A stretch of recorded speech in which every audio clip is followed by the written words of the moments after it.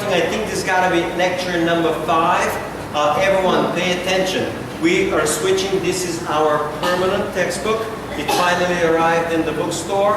You should actually go ahead and buy the textbook, okay?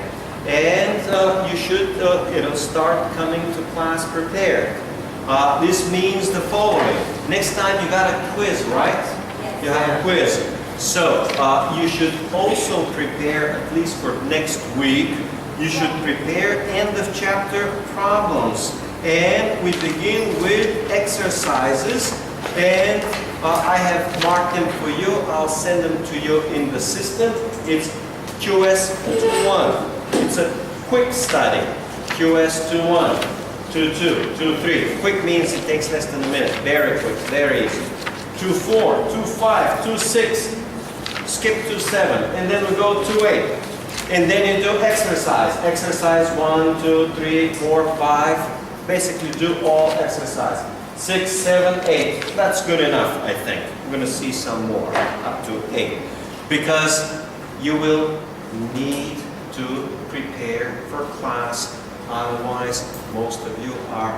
It doesn't anything to do with you. It's for any student in accounting. If you don't solve the problems, most students in accounting are likely to fail. That's the reality of accounting.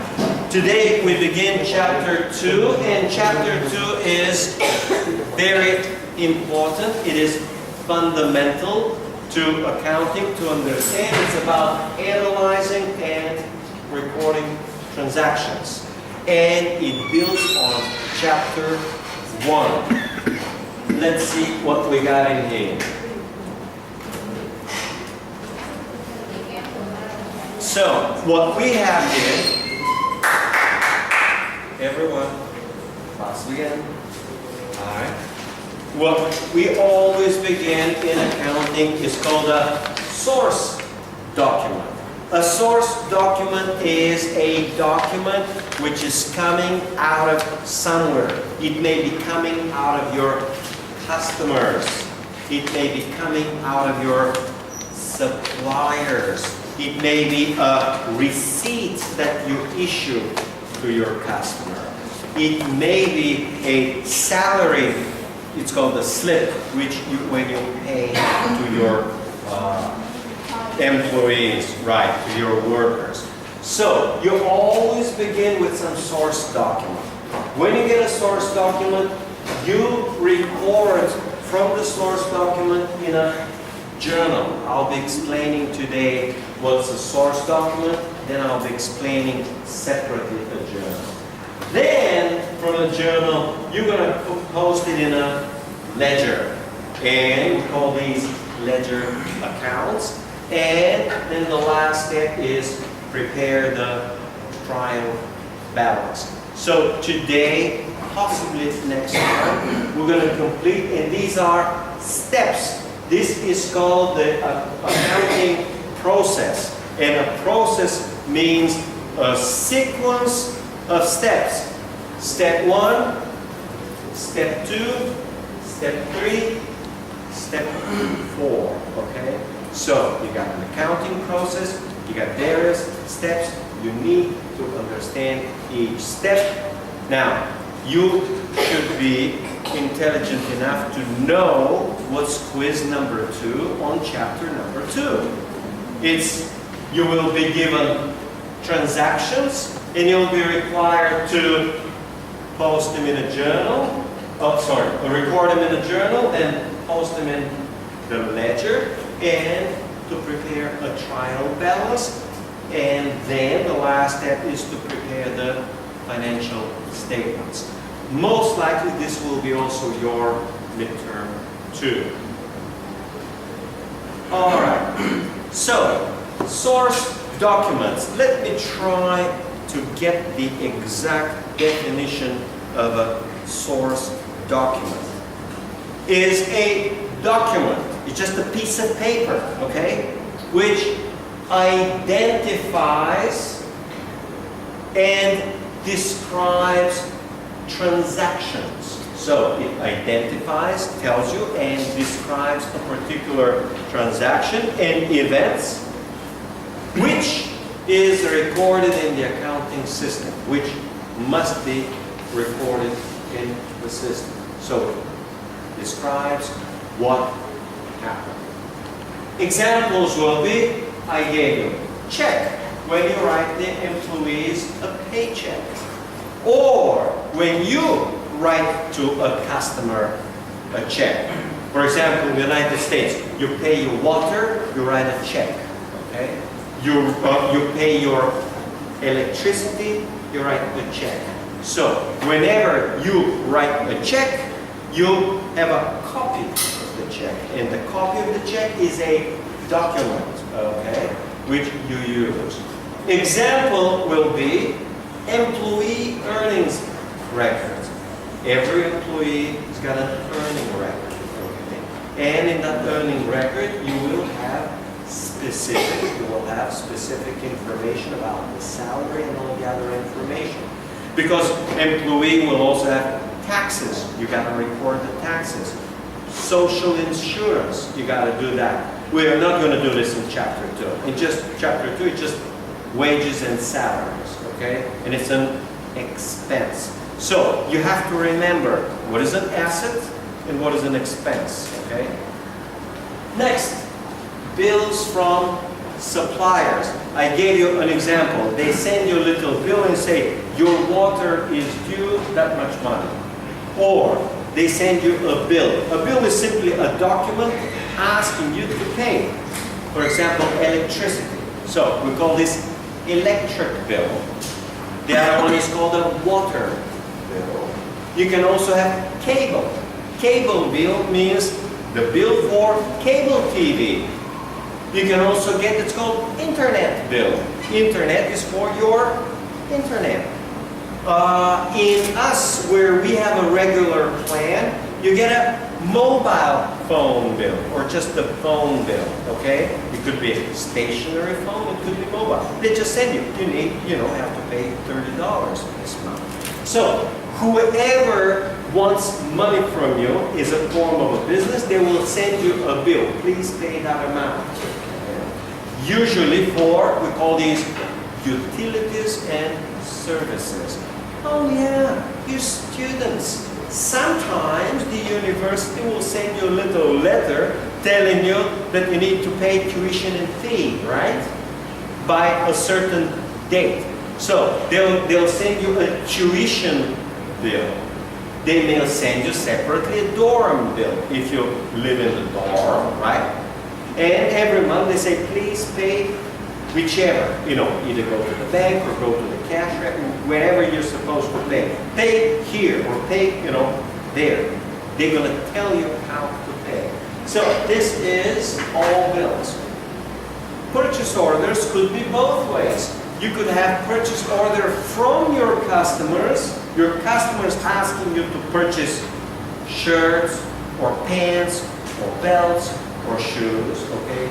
Or you send a purchase order to buy something from your supplier.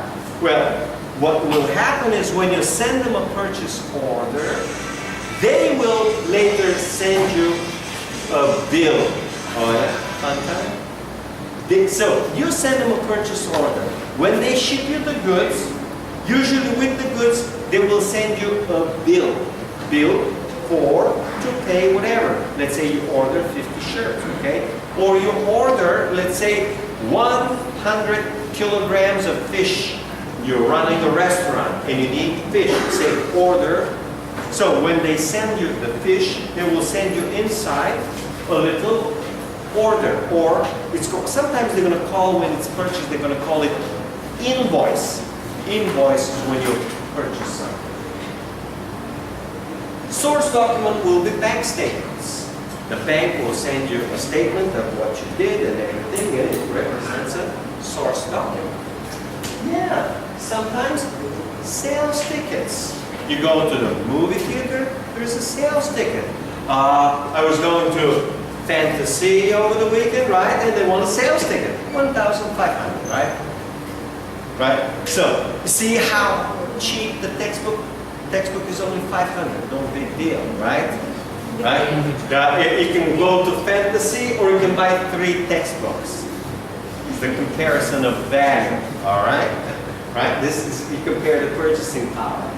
So you get a sales ticket. So sometimes there's a sales ticket for a movie theater, for a car show. They may be a big car show. So if you want to get inside, they sell you a ticket. Well, the ticket is also, well, when I am traveling, let's say to another university, they want me the airplane tickets. The airplane ticket, at least that little piece in there, it is a proof that I fly. So that my name is in it and that I actually fly, okay? And they'll use this as a source document in their accounting system for expense. They will reimburse me the ticket. To reimburse means to give the money back. To give the money back. So when I fly, let's say from Bulgaria to here, I pay the ticket out of my own pocket. When I present the invoice and the ticket itself, they reimburse the money. They pay the money back to me. So reimbursement is paying back the money which somebody paid before. You just recover and give the money back. Okay? Example of a reimbursement for you will be, you live in the dorm, okay? And you plan to stay there for 10 months, okay? And you pay the dorm for 10 months, but you live only 9 months. When you live only 9 months, and you don't live the last month, you notify the university. The university will reimburse you for the 1 month overpay. You pay 1 month more, they return back the money, okay? So all these represent source documents. All right, the next key step is account. That's where the word and the subject accounting comes. Accounting comes from account. An account is simply a record, usually a piece of paper. Today it's going to be an electronic record, a file. So it is a record which increases or decreases for a particular asset, liability, equity, revenue, or expense. So a simple question is, which are the 5 types of accounts? And these are asset accounts, liability accounts, equity accounts, expense, and revenue. So these are the 5 types of accounts. And here's the next page. It's a record. So it will be just a piece of paper. And I will be showing you soon and explaining that the most common, the most popular is called the P account, which is coming very soon, in a few minutes. So that's what account is. And from account, you get the general ledger. And a general ledger is simply all accounts together. It's a book of accounts. So it's a record containing all accounts. So if one account literally is one sheet, okay, and the second account is second sheet, the ledger is going to be all accounts. If you have 20 accounts, it's going to be 20 sheets, okay? It's just one book. That's all there is to it. So the ledger is simply all accounts. And for each one, you're going to have the detail of every increase and every decrease. You're going to see it again in a minute. And that's what you're going to be doing for your homework assignment and for exercises. That's what we're going to be doing. We're going to do accounts and so on as we continue. So, accounts are, and we just explained, asset accounts, liability accounts, and equity accounts. We already studied and already covered, it's very important, the equity components. Remember from the previous chapter what affects equity? Affects by investments, it's affected by withdrawals, it's affected by revenues, and it's affected by expenses. Now, the equity account is simply called owner capital. Owner as in John, or as in this case, for the university is going to be PSU capital, okay? PSU, the name of the business or the name of the person who owns the business, and you say capital. So that's the equity, and that's why we say accounts. There are many equity accounts, okay? I'm going to go through these, okay? Let's see what we got. Oh, look at these very, very, very nice effects, right? Cool stuff. So, let's discuss. You need to understand and remember, these are the most common asset accounts. So, you need to understand and remember, again, the 5 types. Asset account, liability account, equity accounts, revenue accounts, and expense accounts. So, remember these 7 or 8. Simplest one is cash. And cash comes in 2 forms. So, cash is money which is available for immediate payment. And comes in 2 forms.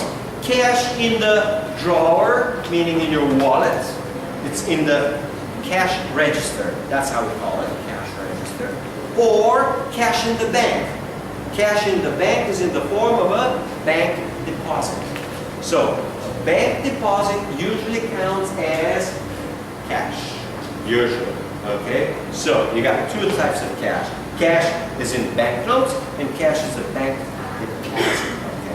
Okay? The key is, can you use it for immediate payment today? If it's in the bank, can you make a bank transfer? Or can you write the check against it? Okay? And if it's in the vault, can you actually take it and make a payment for whatever reason? So that's simply cash. Let's see if we have anything, nothing special. Next one is accounts receivable. Now I will be also giving you, for your reference, to begin reading.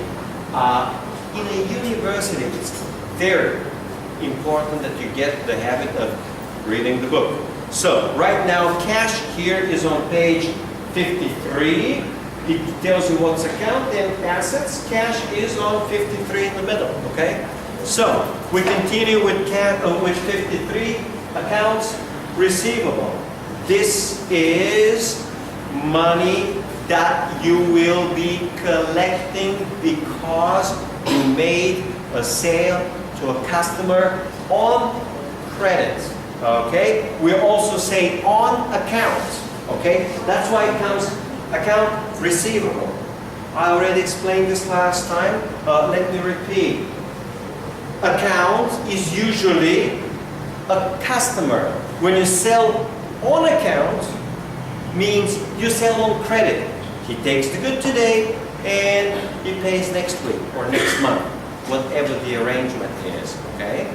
And receivable means you will be receiving money, meaning payment, meaning cash, from the customer. Okay? So, accounts receivable is what your customers owe you and you will be collecting from them. That's account receivable. Note receivable is very, very similar. But instead of an account, you actually have a note. And a note is simply a written document with a promise to pay. To pay a particular person a particular amount of money on a particular date. So a note will be written. It will have a signature. For a big amount, it will also have a notary. But it will have these 3 components. I will pay you 10,000 baht by July 31st. And when you say you means nothing. It's got to say, I pay John Smith. Okay? And John Smith can take that note and can do other things that's long. We're not going to worry about it in the account. But a note receivable is simply a written promise to pay a particular amount of money on a particular date. That's the key, okay? It is also known as promissory note. So, note receivable is known in law and accounting as promissory note, okay? If they don't pay, they can get in big trouble. I mean, you can sue them, they gotta pay you that money, they gotta pay you the legal cost, they gotta pay interest and all sorts of other things. So, note receivable is a very promissory note is a very serious document about owning money, and you can get in big trouble, legal trouble, if you don't pay, if you have to pay. Next one is prepaid account. This is tricky, but it's actually easy to understand. A prepaid account is the same as a prepaid expense. It is an expense that you will make, but not now. The one example that I give you is the school year begins and you pay your dorm rent for 10 months. When you pay for 10 months, let's say 5,000, you pay 50,000 upfront, okay? So when you pay the expense upfront, it is not an expense, It is an asset. When the first month begins, you take the first month rent becomes an expense. You still got 9 months of asset. When the second month comes, you take the second month rent as an expense. And you still have 8 months of, it's called prepaid rent. So prepaid rent. Exactly the same works with insurance. You pay your car insurance or motorcycle insurance or house insurance or health insurance for 1 full year. At the end of the month, you have only one portion, 1/12 of that insurance is expense. The other one is still an asset. For a business, how does it work? I'll give you an example is with the university. University pays for us professors, it pays insurance. And they can pay annual insurance. When they pay annual insurance, 12 months ahead, I'm just picking a number, that's not a true number. They pay 1,000 a month, and they pay for 12 months. 12,000 is not an expense. It is a prepaid amount, a prepaid health insurance. When the first month comes, they take 1,000 expense as part of salary.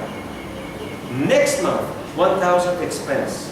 Next month, 1,000 expense. So the prepaid account is 12,000, then becomes 11,000. After 1 month, 10,000, 9,000, 8,000. And as the year goes by, every month, expense increases and the prepaid amount goes down as you use the insurance. Or as you use the dorm. You live in the dorm 1 month. You actually live in there. It's an expense. You consume that, okay? So that's a very tricky one, and that will be a lot coming up in chapter 3 with adjustments and other things. Next one is your classmate was asking about supplies. And supplies is a little tricky. Now we're switching to page is 54. And supplies, here's how it's said, is an asset until you use it. Okay? The example which I gave are these little markers. The university can buy maybe 20,000 markers for a big university like this one. When they buy 20,000 markers to use for 10 months, okay, for 1 year, it's not an expense, okay?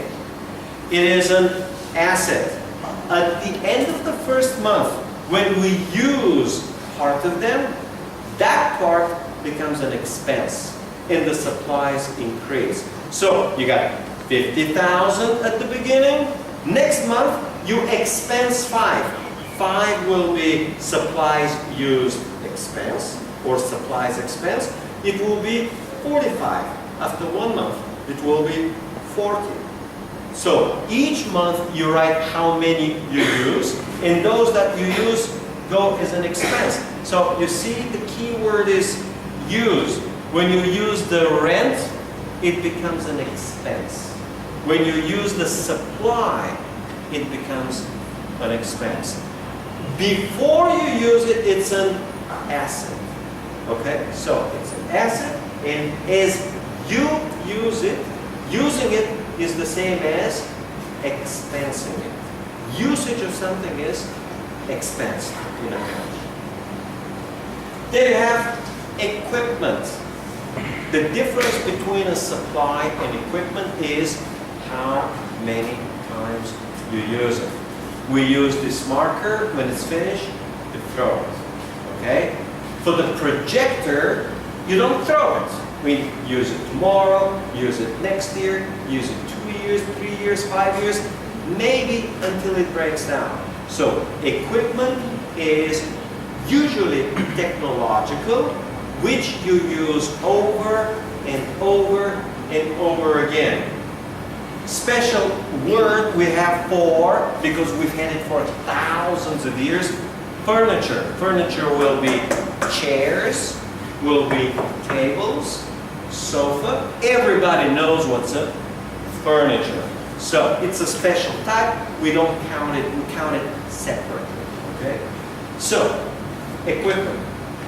Buildings is, usually we like to separate land from the buildings. Okay? And buildings, here is land, is a separate asset. So buildings is anything which you cannot detach or disassemble without destroying it, okay? So somehow, if you want to take it, if you want to put it apart, you will destroy it, okay? So that's what a building is. It's also a similar definition is of real estate. Real estate is land and buildings, okay? So real estate includes both land and building, okay? So when you have real estate, you must separate land from building. And the difference is depreciation. Depreciation is coming soon, means a loss in value because of getting used or because of getting old, okay? So a building, the value always goes down. Now, don't confuse, because that's the most common mistakes that all students and all people in the world make, thinking that the value of a house goes up. Not true. Most of the times, values of houses don't go up. And it's a simple mistake between value and price. The price may go up, but the value may go down. How is this possible? The answer is called inflation and depreciation of money. The price can go up, meaning the price in Thai baht, or in US dollars, because the Thai baht value goes down, okay? But when you measure the house in terms of bread, in your case in terms of rice, because you guys eat rice, so when you measure the house, how much it costs in terms of rice, okay, it actually falls down. When you measure it in terms of gasoline, because everybody's using gasoline here, right? So when you need, so that's why we say the value is always measured in real terms. And value typically goes down because you got rain, you got sun, the house gets old, okay? But the value goes down by 2% for the house, but the money, let's say Thai baht or US dollar loses 10% value, and the price goes up by 8%. And it creates the illusion, only the illusion, that the house goes up, all right? But usually, buildings, machines, and equipment, they depreciate. They lose value as they get old and used. Land has no depreciation. The value of land usually doesn't change much. All right, let's continue. Liability, very cool, right? Very nice. Okay, liabilities are notes payable.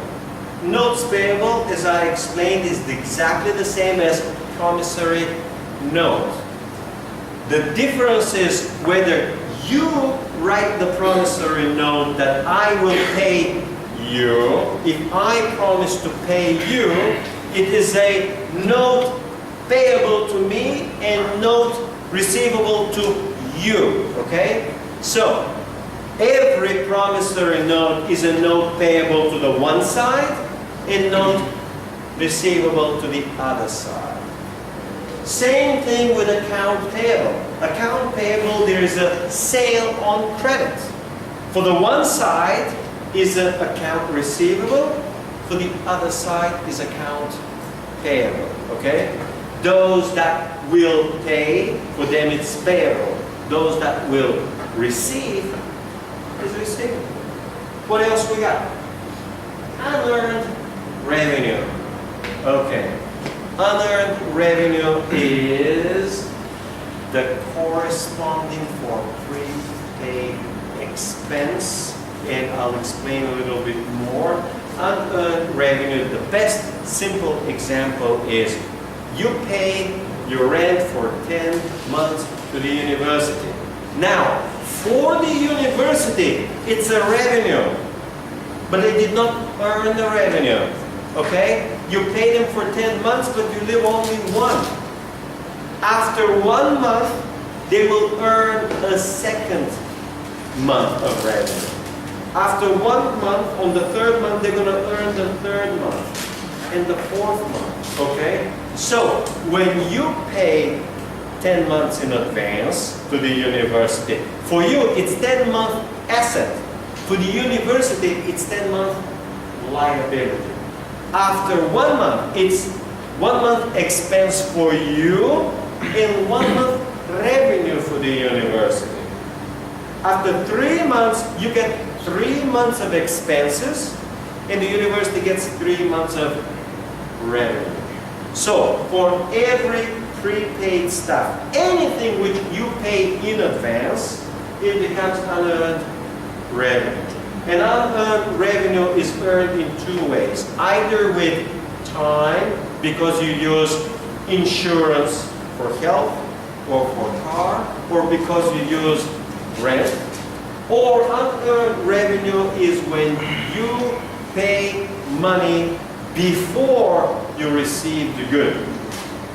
Example, which is not in your case, but one example will be, the university says, look, we don't know if we're going to have 20, 30, or 40 students who want a textbook. They say, you pay the textbook $500 in advance, meaning you prepay the textbook, okay? And when we deliver the textbook, it becomes, then it becomes a real revenue. So, when you pay upfront, it's unearned revenue. It gets earned. Now, the key word earning means you deliver a good or service.